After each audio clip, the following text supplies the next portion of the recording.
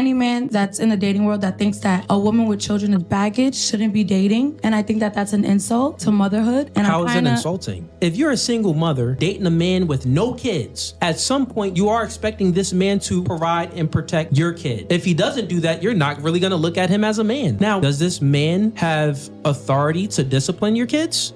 I would call my baby daddy and he will be getting his ass beat. Okay, so because you're not touching my son, you're my boyfriend. That's just not gonna happen. No. That's my child. The part that's crazy is you can't see that another man has to take on all of this responsibility, but he doesn't have the same authority as the man that you're not even with. That's his business, and that's what he does. So this is why it's an L. Responsibility without authority is essentially slavery, and it's like 2 against 1. This come home walking on eggshells. Oh, Dean, I gotta please her and please this little bad, little nasty, little gremlin looking kid. Dad, I gotta please both of y'all. He's in the ultimate form of simpery. Welcome to the Readiness Tribe. Let's get started on today's video. Mama, there goes that man. Men without kids are saying they don't want to date women with kids, and it's causing a strong reaction. Now, instead of getting emotional about it, let's break it down from a reality standpoint. Because this is really about preference, responsibility, and alignment. First, this isn't about disrespect, it's about lifestyle. Dating someone with kids means less flexibility, shared priorities, a different level of responsibility. And not everyone is ready for that, especially someone without kids of their own. That's not rejection of a person. That's awareness of the situation. You can't argue someone into attraction. You can't debate someone into readiness. If a man says, I don't want to step into that situation, that's his boundary. Just like anyone else can have theirs. A lot of men without children are thinking long-term. They're asking, what role would I play? What expectations come with this? How does this affect my future? And if they don't feel aligned with that, they opt out early. That's not avoidance, that's decision-making. The issue isn't just preference, it's expectation. If someone expects full attention, spontaneity, low complication, but the situation includes existing responsibilities, there's going to be friction, and friction leads to short-term connections. Roll the clip. Calling all men, especially if you agree with this comment, that you wouldn't want to be with a single mom, especially as a man with no kids. Okay, I would love to hear the reasons why. If you agree with this, if you agree with what he said, I would love to know what the your deal is. So leave a comment, please explain. Don't just leave some. I need explanations of your reasons why. Like, it doesn't matter on the woman and her personality and like what she's got going on. Like, just it's an automatic no if they have kids. Please tell me. I get the question, but the answer is straightforward. A man without kids is looking at his future with a blank slate. Dating a single mum means stepping into an already established situation, time, priorities, and responsibilities that aren't his. That's not about your worth. It's about his readiness and what he wants his life to look like. Some men are open to it, some aren't. The key isn't convincing someone. It's finding someone who already aligns with your situation. Because preference isn't personal, it's practical. This is why I feel like dating as a single mom is harder than dating as a regular 24-year-old, okay? And this is why I'm gonna tell you. Aside from the kids, I think that the hardest thing about dating as a single mom is that when you're dating someone, you're competing with other 24-year-olds who have not have children. They do not have stretch marks. They have perfect little tight little abs, and I'm over here with, you know, my diastasis recti in my fucking abdomen, okay? On top of that, I've lost a lot of weight, but it's not like super firm, it's like jiggly, okay, right? And then on top of that, after you're done breastfeeding, do you know what your titties look like? Have you seen titties after breastfeeding? Mine look like tube socks with a tennis ball. At 24 years old, dating, I'm competing with girls who have firm C cups. I have a saggy B, at best. Okay, guys? So, I'm competing with girls who are so fucking attractive. Thank you for coming to my TED Talk. If anyone could give me any confidence boost, that would be great. She's being honest, and that's where progress starts. Dating as a single mum comes with real constraints: time, priorities, and responsibilities that don't disappear. That narrows the pool, not your value. The key is alignment. Be clear about your schedule, your expectations, and what a partner's role actually looks like.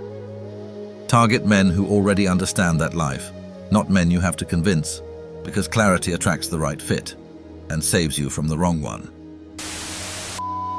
Dating as a single mom in your 30s is a war zone because I flirt, you flirt back, and then as the natural progression happens, I catch feelings and I let you know about that. And then you hit me with oh, I can't be intentional with you, or I'm not looking for anything serious. What the fuck do you mean? Are you flirting with everyone out here? I grew up listening to Never Stop Never and Hello Goodbye. You can't do this to me. I hear the frustration, but those are two different lanes. Access doesn't equal commitment. A man might enjoy your company short term, but long term comes with responsibility, time, energy, and stepping into a situation that already has structure. So he asks himself, do I want that full role? If the answer is no, he keeps it casual or keeps it moving. That's not confusion, that's clarity.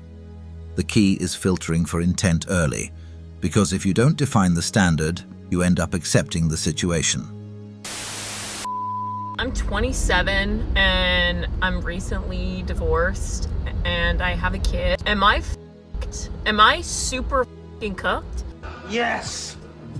Am I ever going to have a partner ever again that isn't a f***ing weirdo who like fetishizes the fact that I'm a mom or leeches off of me? I don't want to do this anymore. That pressure is real, but it shouldn't rush your decisions. Being alone isn't the same as being without options. It just means you're in a transition. After divorce, especially with kids, your priorities shift. Time, energy, and standards all change.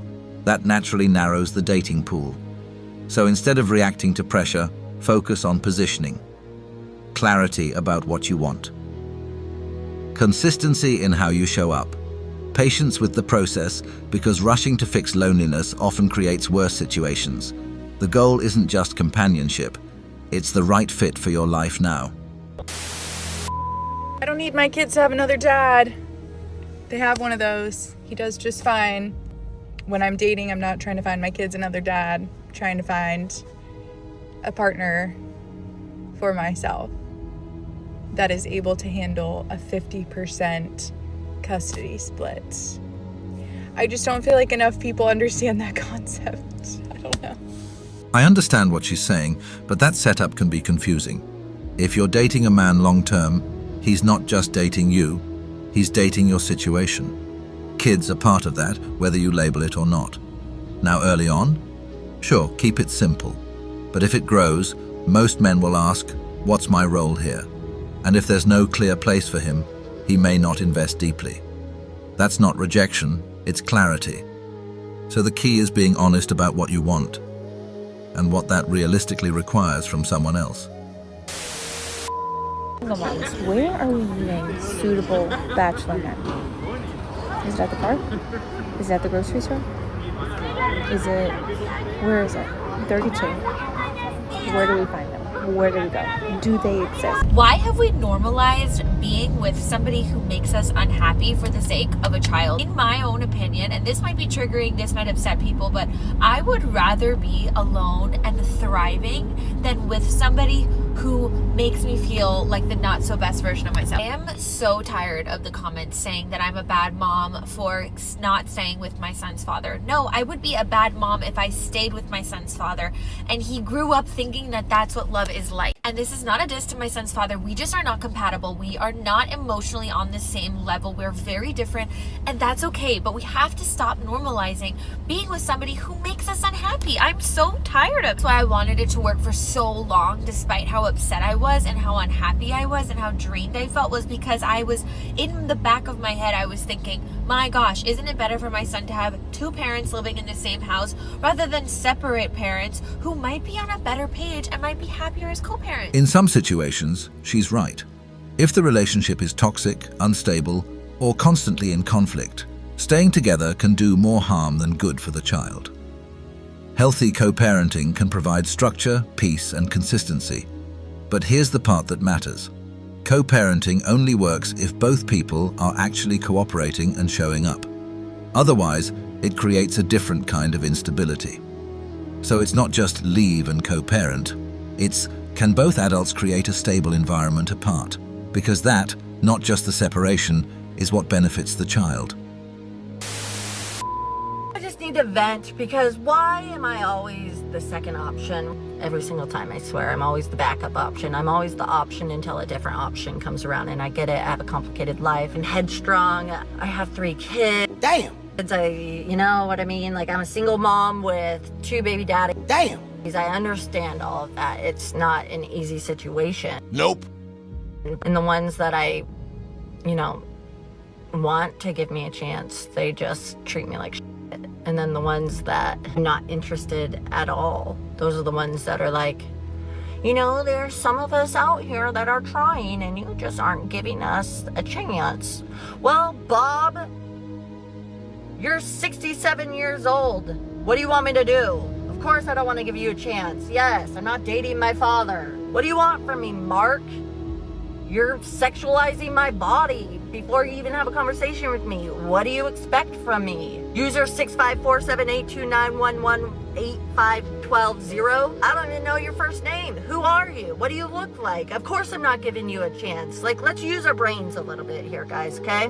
What you just said is one of the most insanely idiotic things I have ever heard. I hear the frustration, but the situation matters. 3 kids, 2 fathers, that's real responsibility and complexity. Some men will pass on that, not because of your worth, but because of the lifestyle it requires.